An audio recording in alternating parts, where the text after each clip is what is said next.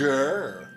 Hey dolls, it's me, Wilma Fingerdoo, with another Get Ready With Me, and this is also a bit of an announcement. I'm launching a new segment that I'll be doing at least once a month. I'd like to do it more, but with Drag Race Australia now, we got a Spain coming up, Canada's. So this new segment is going to be called Makeup in Movies. This has been inspired to me because of the lack of just knowledge within the younger drag queen community of classic films. This came up in a couple of challenges on Drag Race where the judges and the coaches and that were kind of like, how do you not know that? And they're talking to 20-year-olds. I don't like to berate people for not knowing something. I don't think that's a good thing. I think it's better to take an opportunity to educate people. So what I'm going to start with is going to be movies that I think every drag queen should see. These aren't gay movies, these are just classic films. And then while I'll be talking about those movies, I'm also going to be doing makeup. Now, I've taken a huge page out of Bailey Sarian's YouTube channel with her murder and makeup. I really liked her doing her makeup, but talking about something completely else. So because I'm not a professional makeup person, it would be better to talk about things that I know more about. So today, I'm not going to talk about one movie in particular, I'm just going to talk about movies in general, and what I think about movies, and what makes a classic movie for me, that kind of thing.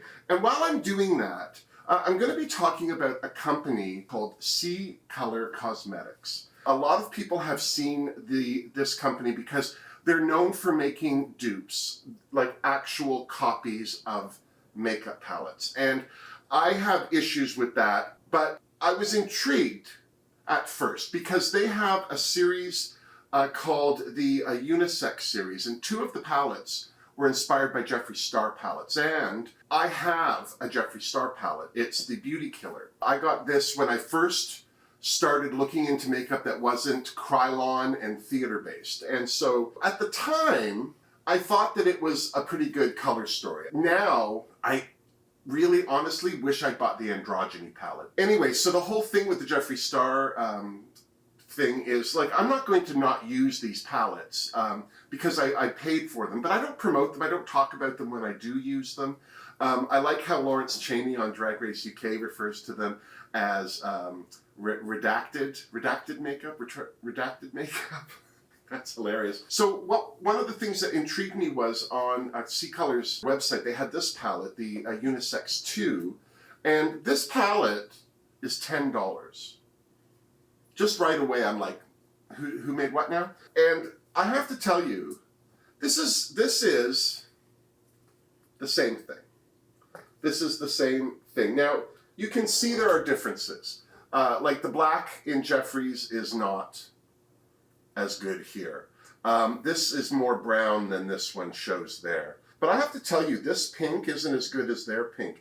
And their shimmers are stunning. I was really impressed with CColor's formula. So now, what happened for me was, I actually bought the whole thing. You can get all 5 of these palettes. 2 and 3 are meant to dupe Jeffree Star palettes. And the reason I bought all 5 was because the number 3, is the dupe of Androgyny, which is one I've always wanted to try. I like the colors and I never got it. But I got them because they were $40 for 5.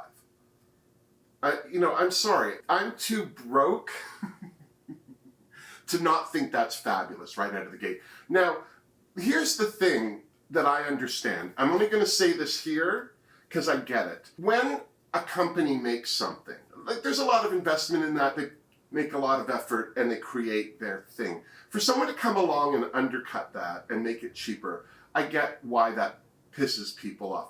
I wasn't going to do a tutorial of this. After I got the makeup, I was like, I don't know if I'm interested in talking about companies that are underscoring other products. But I was really impressed with how great the CColor stuff was just on its own, because there are 4 other palettes that I bought I have no comparison to. I'm so impressed with them. I've been talking to other people about how good they are. So what I'm going to do today is I'm going to compare these two and tell you about my love of movies. That was long-winded. Okay, so I've done my eyebrows, my base, my contour, everything's done. I am going to try and use the same brushes for each pan. I'm just going to put one pan on one side, one pan on the other.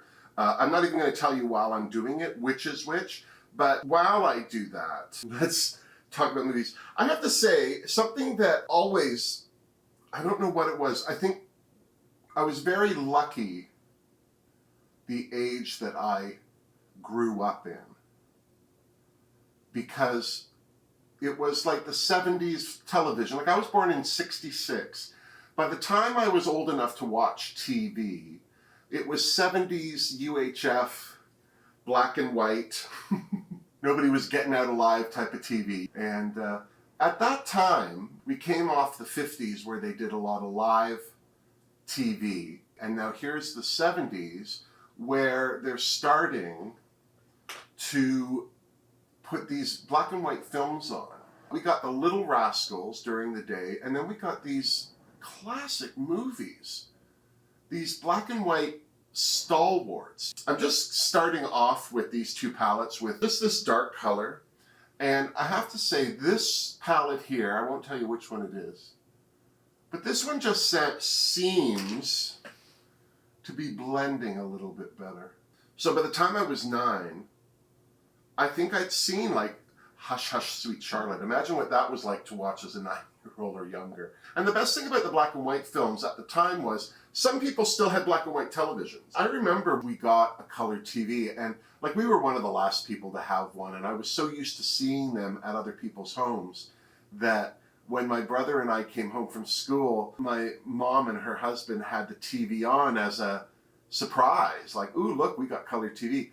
And we didn't notice. But anyway, the thing that I liked about that period of time was these films, I didn't know who was in them. I didn't know I was supposed to like these people, or that they were great actors, or doing any great job on any great level.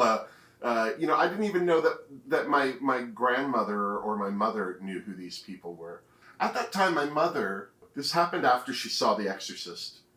She saw the movie The Exorcist in the theater, so that was, 75? And she had trouble sleeping at night, so she would come and wake me up. I know, the worst parenting. I remember watching, for instance, Funny Girl with my mom on TV with Barbara Streisand. And it was this whole, education for me. She'd sit there with me and explain because she'd seen the movie, so she didn't really have to watch it. And I was too young to really care if I was following it or not, if that makes sense. Maybe I was too tired. It was more or less my mom would sit there and talk to me about Barbara Streisand and why she was famous and why this movie was great. And it made for a very, very interesting film education, I have to say. It's very dark. It's the only problem I have with this palette. There's not a lot of colors in it. Do you know what I mean? The colors that are there are okay. They're not great. The other thing that was going on at this time were drive-ins, drive-in movies. And so I don't know, but I think my mom was a huge movie fan. Like, I don't remember talking to her about it. She took my brother and I out of school. Like, we didn't go to school the day we went to see Star Wars in 1977. She just wrote us a note and we didn't go. And we saw this fantastic movie. I remember my mom taking us to see Norman Jewison's Fiddler on the Roof. And my brother works in theater now, but even he was just amazed. We were young. I mean, I don't even think we were teenagers yet when we saw that. But we were just amazed at the storytelling. And so when my mom used to wake me up, she didn't wake my brother up. It was always me. Oh, I wanted to say, when we went to the drive-in, it was always so funny because we would see, there was always a double feature, a kids movie and then not an adult film, but a grown-up film. And so we had a station wagon, of course we did, it was the 70s. And so we would go, my brother and I would go in pajamas. We'd be in pajamas. There was always, where all the cars were, like just under where the screen is, there was always a jungle gym. So all these kids that didn't know each other, and this is the great thing about children, I think, is that you can all get into a playground and just play. We don't have to know each other. We don't have to be friends. We don't have to see each other again. We'd go and play in our pajamas, on the jungle gym until the movie started. And when the movie started, it always started with the let's all go to the that thing. And so we would run back to the car, and then that's where we'd watch the first thing, like one of the things, always a Disney film or something, like Blackbeard's Ghost, That Darn Cat, Witch Mountain, something like that. And then the next movie would be something like The Towering Inferno or Westworld. And it was so funny because I remember seeing Westworld, and I don't know how old I was, but there's Yul Brynner taking his face off, and it's all machines. These were the films that were going on. Now, mind you, they weren't for kids. We weren't necessarily meant to be sitting there paying attention to them, but I was a nosy kid. I wasn't going to not watch a movie. I remember The Towering Inferno crippled me. It just, because Fred Astaire was in it, and he looked like my grandfather. These were the kind of films I was being exposed to in the back seat of a domestic station wagon. And then on top of that, my mother's late night film education. Like, I remember her explaining to me who Barbra Streisand was. Like, I remember specifically Funny Girl, that whole, just the whole movie, her talking about who this woman was. But I also remember, like, I think this is part of the gay gene, being riveted.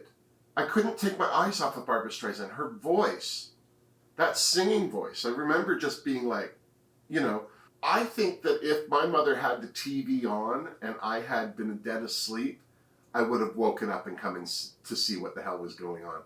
And, as a kid, I just was so impressed by her without knowing why. I remember, what else did we see?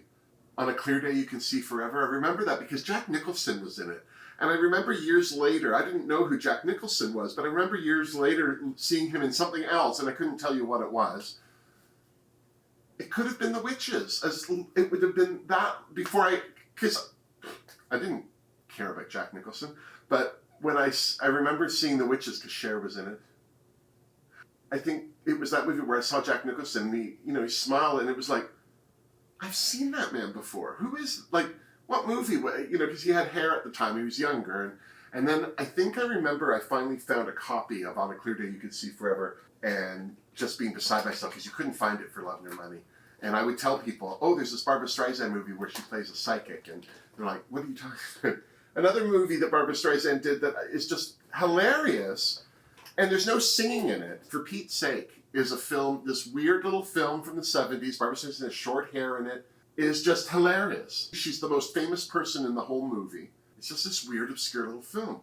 I'm going to cut my crease with some P. Louise base. I know I'm very fancy. And I will be right back. Okay? Okay, so I did a little bit more. I not only cut my crease, but I threw on some eyeliner. I haven't said it yet, though. I don't remember the first film I ever saw in a theater. I think because we were going to drive-ins and things like that. I don't remember that we went a lot, but I also don't remember ever hating it. You know how some kids are restless and horrible, and they, it's not their fault. They don't want to be there, but they're being forced to be there, so they're making everyone suffer right along with them. Those kids, God bless. I always feel bad for those kids because, you either want to have that experience in a movie theater, or you don't. Oh, you know what? I always forget to do this. I don't know. I always forget to put powder under my eyes in case there's... Now, I just want to say, I have not noticed with CColor that they ever have any kind of fallout. At least not that I've ever seen. But every time I go to use black anything, I immediately think, okay, this is where I'm going to need some of this on my face. This is going to be the day that I just shower black all over myself. I remember going to see films by myself at a young age. I remember Race for Your Life, Charlie Brown. I don't know if I went and saw that with my brother. Ooh. I'm not telling you which one I'm using, but all this fallout with this color. Ooh.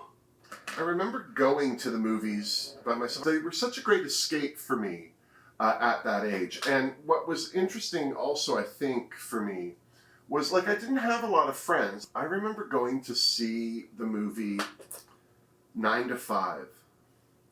because Lily Tomlin was in it, and I was just such a fan of Lily Tomlin because of Laugh-In and Dolly Parton. I knew Dolly Parton because my mom was a huge country Western fan, and Dolly Parton and Kenny Rogers at that time were huge. They had done a couple of duets. So the long of the story is I skipped school that day and watched that movie 3 times in a row. I just stayed in the theater and watched it. Nobody noticed. Nobody cared. It was the best day of my life. All right. I am going to put some white eyeliner on. I think I'm going to put some sparkle on this lid, but then I also need to sharpen up these brows. So that's next. Okay, so I darkened my eyebrows. I've also put some concealer on under my cheeks. I've also put a bake on. I do like to use a bake, but here's the thing. I don't like to use a lot of the powders, like the typical ones. Like I'm using the Coty Airspun, just the translucent for setting, but I don't like the white powders because I think it makes me look washed out. So ColourPop, who is another company that does great dupes, they just aren't as obvious about it. They have some face setting powders. One is in peach and one is in pink. I'm using the pink now. I quite like the pink. I don't know why. I don't think the peach is bad. I don't know. I like this better. I mix it though with a little clown white because I find for both of these powders the pigment is a little dark. It just is a little too much for me.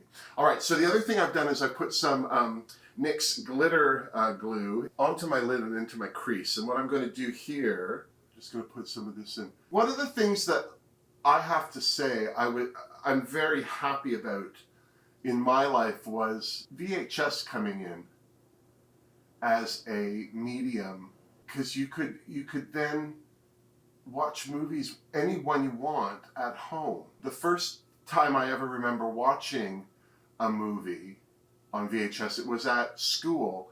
We had a VH club. I don't know why, but we had a VCR, and it was one of those huge things, you know, that institutions had, where it was a front loader when it go down like a Beta. And so we watched the movie Alien, and I'd never seen it before, but a lot of the kids had. Oh, I couldn't, the whole time, like, why are they going, why would you do, don't they understand that there's an alien? I'm that person in a movie, especially a scary one. I can't watch a scary movie. They make me crazy. I'm not proud. I'm not trying to defend anybody who is like that. I'm just saying, for me, not a good time. But I remember renting DVD players. They were really expensive to buy. I remember that. One of my dream jobs was to work in a video store. When they became hugely popular, you have to keep in mind, video wasn't, it was a slow build. Videos didn't just get popular. Because the machines were so expensive out of the gate, it kept a lot of people from having one at home. So the idea of renting a video, was almost null and void, because what would you play it on? But as the technology became more accessible and more people had a VHS player, eventually video took off. And the reason that video took off, this is some MAC liquid, Violet Voss, pardon me, liquid eye topper. I like to get some glitter on my lid. The movie Terminator was a failure in the box office. No one went and saw it. It was a huge, I think that Arnold Schwarzenegger was still a joke in Hollywood, because the only thing that he had done prior was that Flexing Muscle or whatever, the documentary, and then Hercules in New York. It was awful. They actually dubbed his voice because his accent was so thick. So he hadn't really done that much. And so Terminator came along, and it didn't do well in the theater, but it was one of those things that was available on DVD.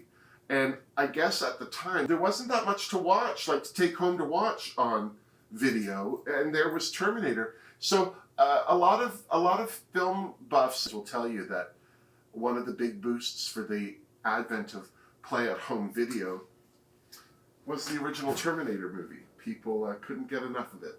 So there you go. I remember I had been working in film, but my dream job was to work in a video store, like so you could see all these movies. And the best thing about working in the video store was you got advanced copies.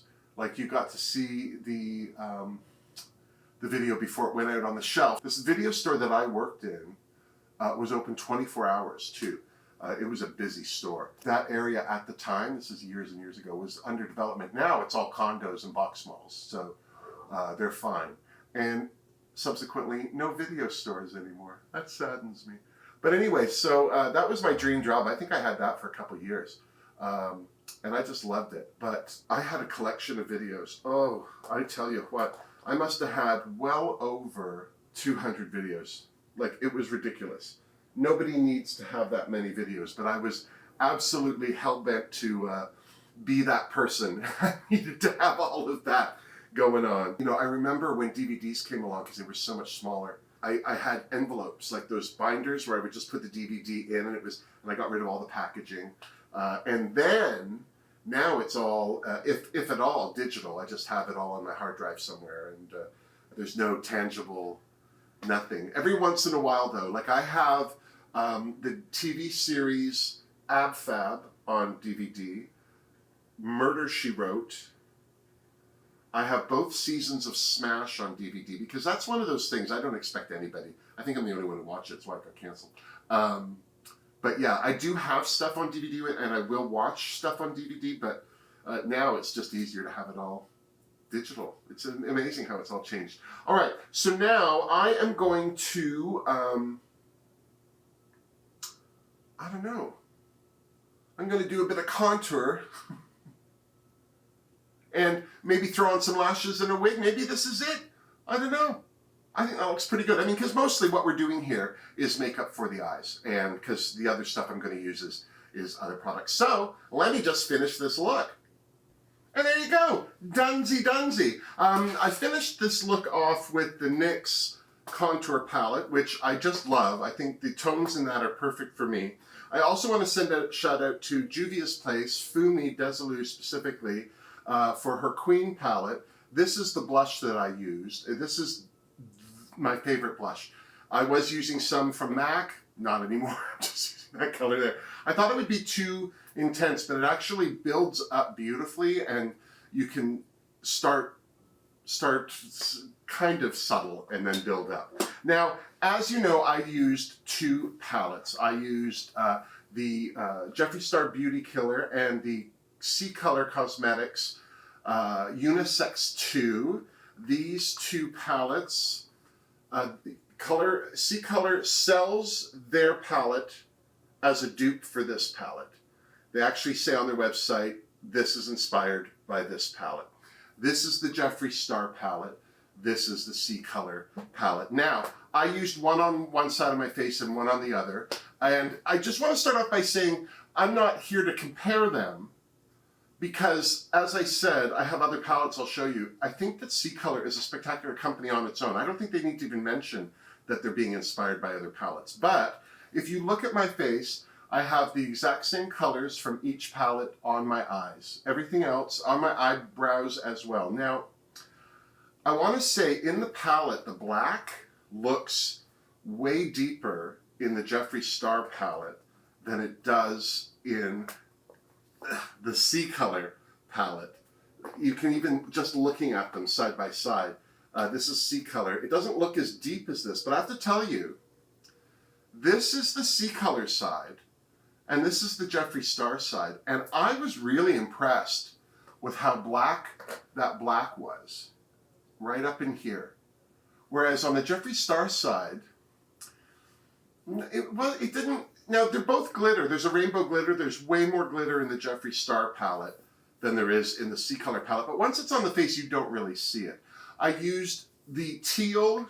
It's a pearl on my lid, and then I highlighted it with the gold shimmer that's in both palettes, because I did the teal and then the gold. And the gold is really more of like almost like a highlighter. It's very light, whereas the teal it's just mostly a pearl color. Same with that pink, it's mostly a pink. Now here's the thing, the pink in the CColor one, way nicer.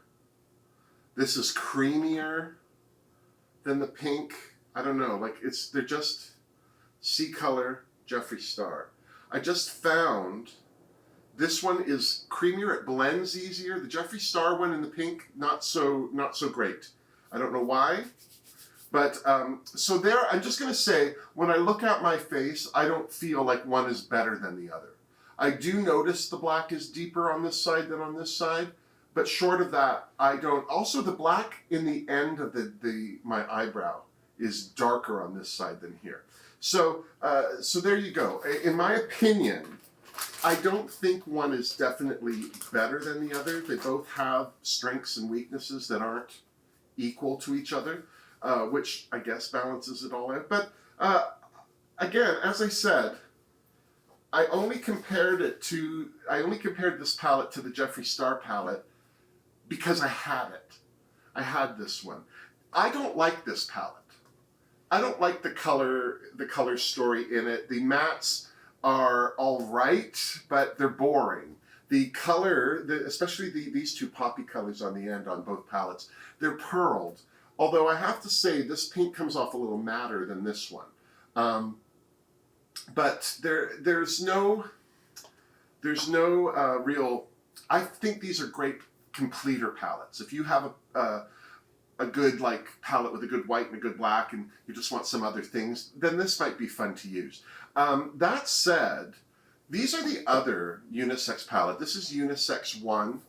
I don't know who that is. I don't know who they copied. But this is, I have to tell you, I've been using these pearly, shimmery things.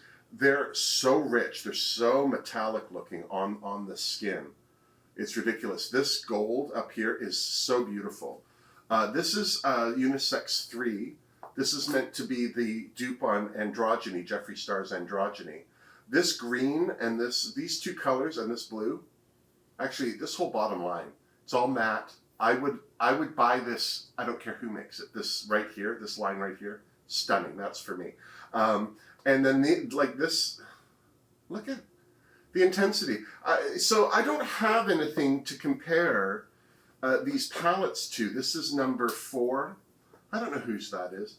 But all of these are all of these are like highlighters. Do you know what I mean? They're not intense. Oh, I've got so much crap on my hands right now. These aren't intense colors. They're meant to be highlighters, but they're not white. And these are great. This kind of taupey greeny color at the end. Look at that.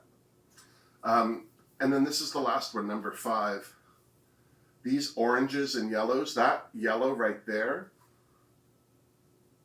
so bright, so lovely. So, like, these are CColor's unisex collection. They have 5, $40. I bought them because they look good. I am using them because they perform really, really well. Do I care that they're duping palettes? I hate to say this out loud, I don't care that they're duping Jeffree Star.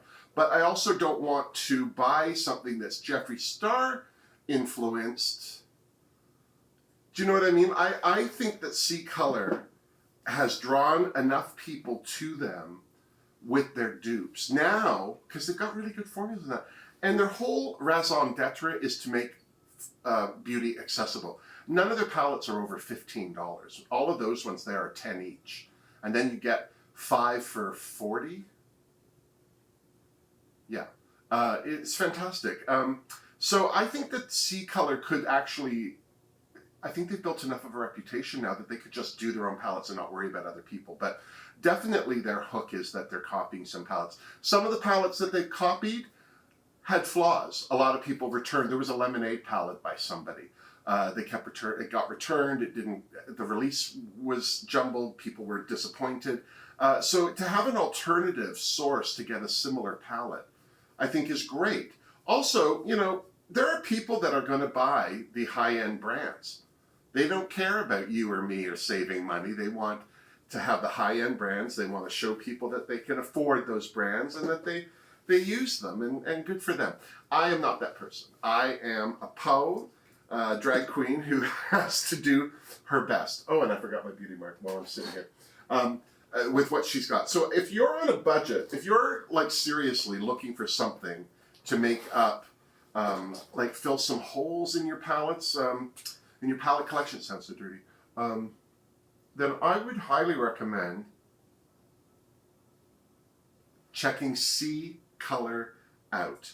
Their palettes are more generous. I got some ColourPop palettes and I was like, well, what's the point? No wonder they're $9.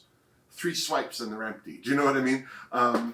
That's just my opinion. That said, I used the ColourPop glitter gel. That's a bargain at any price. I love it. I think that that's fantastic. But and then lipstick, I'm using MAC. I use MAC's Beat liner and then their Breathing Fire. This is a great little lipstick. But anyway, there you go. That's me talking about movies. Maybe it gave you a little insight into why I love them so much. And there's a review on some makeup. I hope you enjoyed this video. I hope it helped you out. I hope it whet your appetite for some movie chat and reviews. And until next time, miss me. Mwah. Seriously, so much fun. Let's all go to the lobby. Let's all go to the lobby. Let's all go to the lobby to get ourselves a treat. Delicious things to eat. The popcorn can't be beat. The sparkling drinks are just dandy. The chocolate bars and the candy. So let's all go to the lobby to get ourselves a treat. Let's all go to the lobby to get ourselves a treat.